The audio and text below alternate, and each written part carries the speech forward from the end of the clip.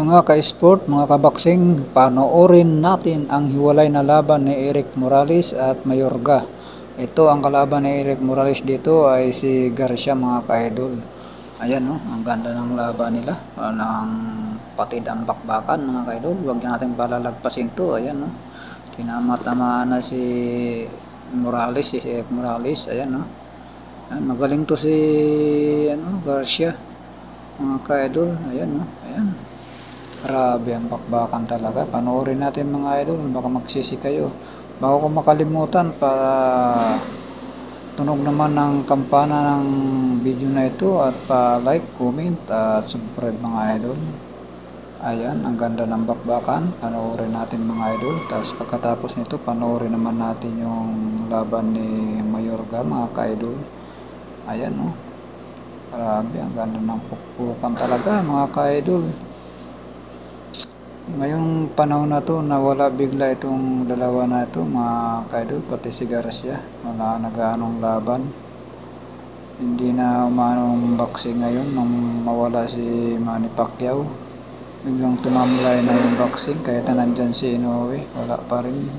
Labis talaga si Idol Manny Pacquiao. Ito na, panoorin natin yung kay Mayorga naman at saka kay Trinidad, mga idol. Si Trinidad ang kalaban dito ni Mayorga. Ito si Trinidad yung kalaban ni Mayorga, magaling to. Ito naman si Mayorga, ito yung bad boxing, yung bad boy na boxing sa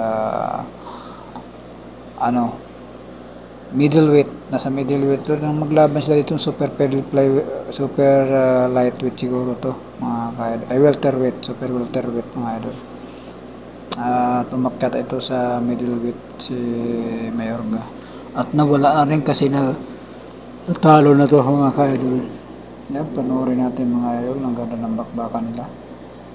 Ang dating palalagpasin, mga idol, yan bumagsak.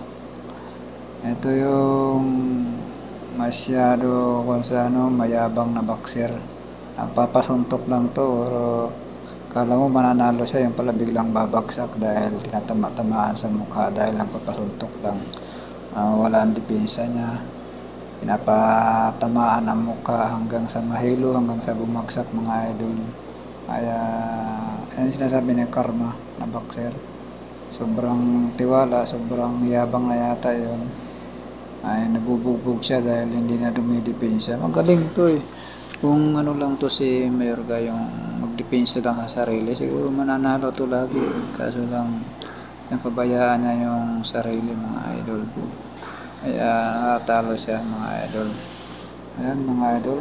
Maraming salamat sa inyong lahat sa walang sawang pagsuporta sa video ko. Maraming salamat. Ingat po kayo and thank you for watching po. Bye-bye!